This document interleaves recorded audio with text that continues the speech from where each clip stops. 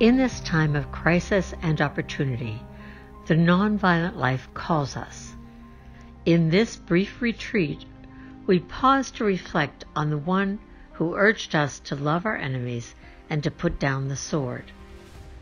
Jesus' call to gospel nonviolence is at the core of our faith and key to the survival of life on earth and to the healing of our planet. Nonviolence is a spirituality, a way of life, a method for social change, and a universal ethic. In this retreat, people of faith who have been on a nonviolent journey share their insights on the power and potential of nonviolence. You are invited to reflect on these insights in light of your own experience. After each of the 3 short parts, we invite you to reflect on them or to write about them. Feel free to pause the video as you ruminate on these questions. What did you hear that contributed to your understanding of nonviolence?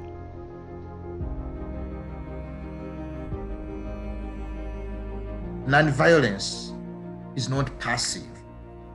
It is a form of practical engagement, a dynamic and creative cultivation of everyday patterns of goodness, of forgiveness, of gentleness, of dialogue, of hospitality and humility. These everyday practices constitute the core of that revolution goodness. I define nonviolence as a way of relating to ourselves, to others, to God, to creation, in a way that's life-giving, that is, in Christian terms, is helping to build that kingdom of God, the beloved community that celebrates our relationships and our belovedness and the belovedness that we have to each other. It's really a decision. It's an action of really overcoming violence. So it's not avoiding violence. It's not accommodating violence. It's being able to find creative ways to stop the cycle of violence. For me, nonviolence is a way of life. A way of life really that recognizes that all of us as human beings, we have values. And when you can focus on these values, you understand that you cannot destroy others' values. And you become someone who is engaged on promoting values as self in your group, and even another group, even the group that you view them as your own enemies. The aim of nonviolence is actually to liberate both the oppressor and the oppressed. Nonviolence is, I can say that it's the way how we live as Palestinians nowadays. We know that we are in a big prison, but still we are acting in a non-violent way. And sometimes I feel that we are crazy. This is not easy.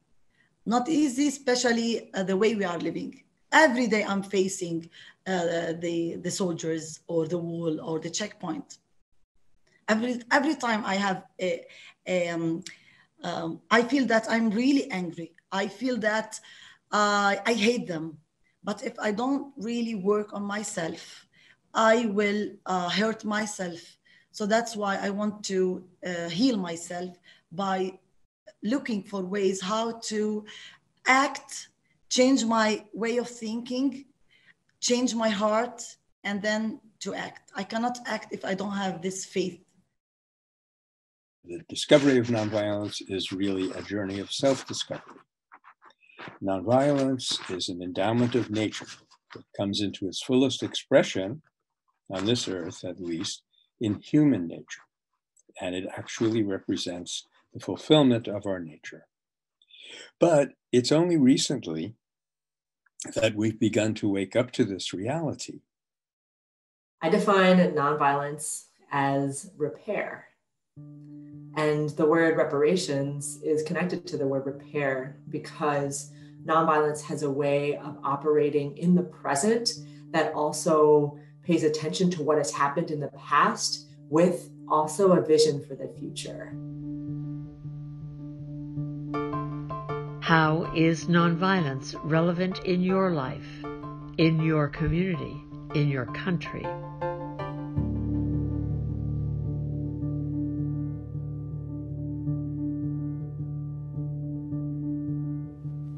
Jesus was totally a man of peace, a man of non-violence, a man of non-killing. As Pope Francis says, from a Christian point of view, we are committed to non-violence, not simply because it works, not simply because it is a tactical move, not simply because it is an effective strategy. Our primary reason for commitment and excitement about nonviolence is that it reflects the way of God, the way that God creates, rules, and redeems the world.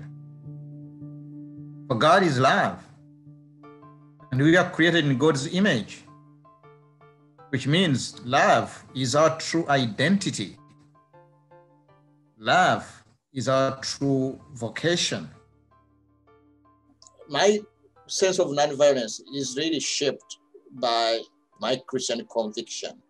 So I can imagine some people, nonviolence is just a kind of saying no to violence. But for me, it is connected with the way that I understand the story of God and how God, this is how God creates, redeems, and saves the world in a way that draws the whole of creation into God's creative love, act of love. So it is within that broader understanding of what God is doing in the world that I see that Christians are invited into that creative process. And that also includes saying no to the use of force, physical force, or violence. As a Catholic and as somebody who was interested in spirituality, always felt a split between kind of this desire for growing in relationship with God to this commitment to addressing like inequalities in the world. And so in this class on active nonviolence, where I was learning about how this interior work of working towards communion with God and others was linked to addressing systemic changes through the power of nonviolence, it just was like such a kind of eye-opener, heart opener for me to realize that active nonviolence was articulating a framework and a philosophy that I had been trying to grapple with on my own.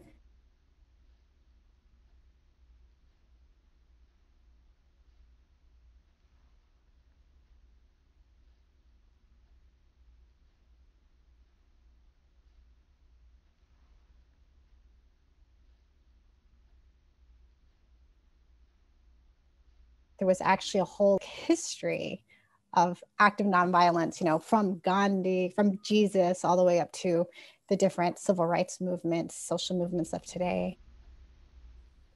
For African Americans under my father's leadership, nonviolence emerged as the weapon of choice to resist these evils because it aligned with the teachings of Jesus Christ on how to deal with your enemies and those that would seek to destroy you and create policies and laws that limit your freedom and deny your equality. Nonviolence gave them a means to wage war against these evils without relying upon arms or weapons, but relying upon agape love as a driving force to resist cooperating with institutional customs and laws that were steeped in discrimination and enslavement. Agape love is lived and taught, of course, by Jesus Christ and modeled by my father and so many others, fueled nonviolence and gave those who embraced it the power to endure suffering for a cause without inflicting it on others, because the ultimate goal was not just to defeat the evil and injustice, but to win the opponent or adversary's friendship and understanding, thereby making way for the creation of the beloved community. That in my opinion, is the true power of nonviolence that transcends time, which is its ability to create and keep cohesion within humanity because of its insistence on maintaining respect for the dignity and worth of the human personhood while pursuing justice and freedom. How will you incorporate nonviolence into your spirituality and way of life?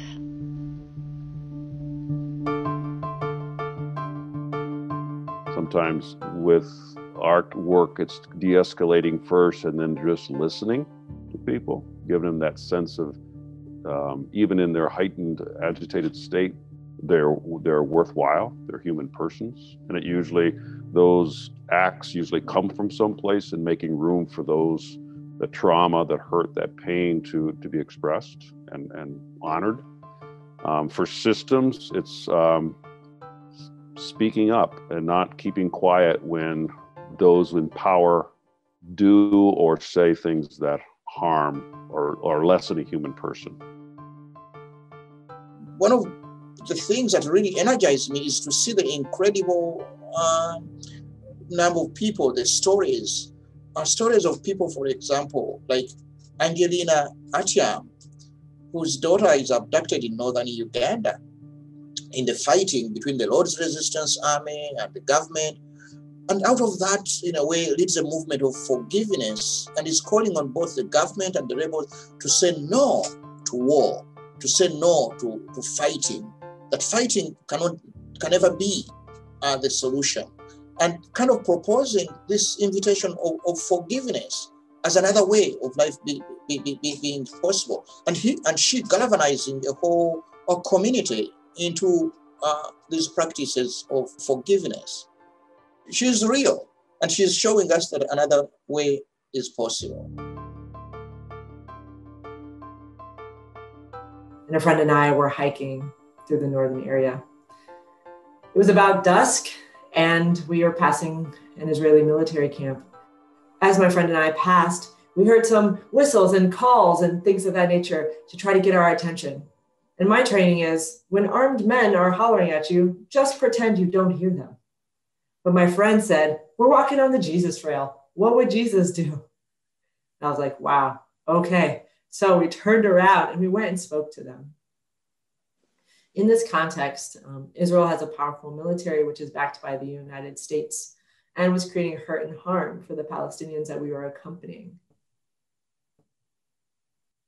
So it was with trepidation that we went back and spoke with them. Throughout the time of the conversation, they were hospitable to us and asked us many questions about who we were, what we were doing, what was going on. And although we needed to be very strategic with our answers, we were able to communicate to them that we, as human rights observers and those who were working nonviolently to resist the violence they were doing, saw them as human, and that we too had humanity. When we told them the organization that we worked with, they actually said, wow, you all are a necessary human rights organization, but you are definitely annoying. You tabulate everything we do. You watch where we go. This is a lot of pressure. And we said, indeed, we think it's the pressure that's needed because the harm that's happening here isn't helping you. It's not helping them. And the world needs to know and decide together how we can share this planet and this land with people of different and similar truth claims.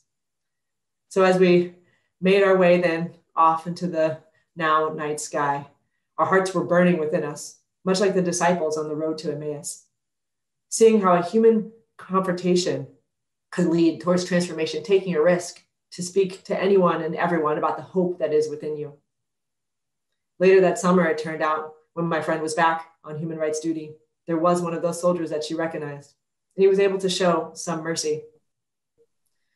And so we never know what the outcome of our individual actions is, but we can always take that chance to reach across lines of division.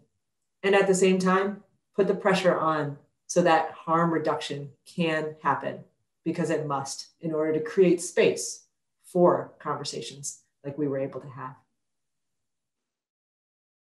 At the King Center, we believe that nonviolence is a love-centered way of thinking speaking, and acting that leads to personal, cultural, and societal transformation.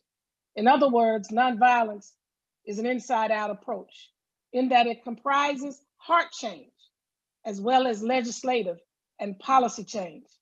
It often transforms those who are practitioners before it changes those who are perpetrators of injustice and ill will. And I close with these final words from my father when he delivered his message on a time to break silence. He said, "We still have a choice today: nonviolent coexistence or violent co-annihilation. This may well be mankind's last chance to choose between chaos or community." 56 years later, these words still ring true.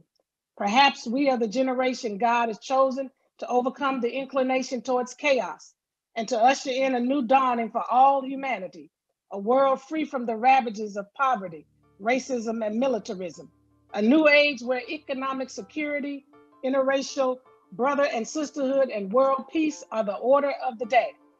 This is the vision of the beloved community, described in the dream of my father, and the only way we can bring it is through embracing the nonviolent philosophy and strategy.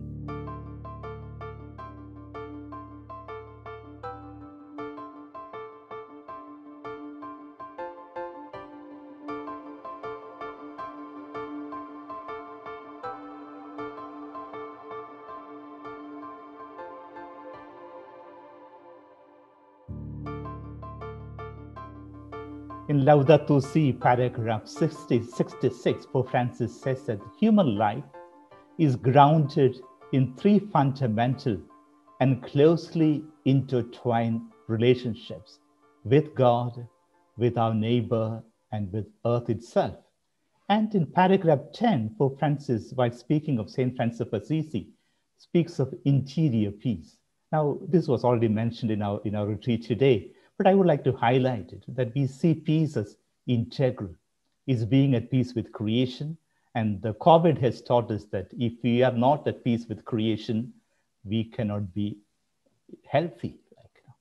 Our wars have taught us that if we are not at peace with our neighbor, we cannot enjoy freedom and well-being, and peace with God. And also very, very true, we need to be at peace with ourselves. And St. Francis of Assisi is a beautiful example of that. The second point is the path to integral peace is non-violence, because the problem is violence. Laudato Si has a very profound intuition right at the beginning in paragraph 2, when Pope Francis tells us that the violence present in our hearts is also reflected in the sickness evident in the soil, in the water, in the air, and in all forms of life. So if there is disharmony, problems, lack of peace outside, it is because of the violence within us. And that's where we need to begin. We need to heal that violence. And we need to respond to violence with non-violence. And non-violence is not being passive. It is just the opposite of violence. So we respond to hatred with love, with aggression to aggression with gentleness, to indifference with compassion. And the verse that comes to mind of Jesus is of the Beatitudes. Matthew 5:5. Blessed are the gentle, for they shall inherit the earth. I come originally from India, and I know Gandhi loved the Beatitudes, and they say that he always carried with him a copy of the Beatitudes. And I'm sure he too would have reflected on this particular one, that unless we are gentle, we cannot live in harmony in this common home that is our beloved earth. Can you imagine the world we'd make if we saw the person of Jesus in every man, woman, and child, irrespective of their religions or their religion? What a world, what a message, and how much the world needs that message today. We invite you to consider making a vow of nonviolence for the coming year. It's a wonderful way to focus your attention on some small steps that you might take to implement nonviolence in your own life and on your own journey. If you so choose, please join in reciting this vow. Recognizing the violence in my own heart, yet trusting in the goodness and mercy of God, I vow for 1 year to practice the nonviolence of Jesus, who taught us in the Sermon on the Mount. Blessed are the peacemakers, for they shall be called the sons and daughters of God. You have learned how it was said, you must love your neighbor and hate your enemy. But I say to you, love your enemies and pray for those who persecute you. In this way, you will be daughters and sons of your Creator in heaven. I vow to carry out in my life the love and example of Jesus by striving for peace within myself and seeking to be a peacemaker in my daily life, by refusing to retaliate in the face of provocation and violence, by persevering in nonviolence of tongue and heart,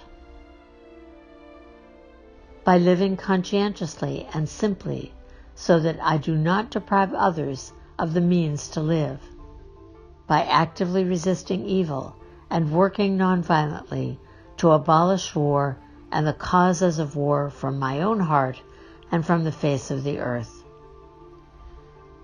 God, I trust in your sustaining love and believe that just as you gave me the grace and desire to offer this, so you will also bestow abundant grace to fulfill it.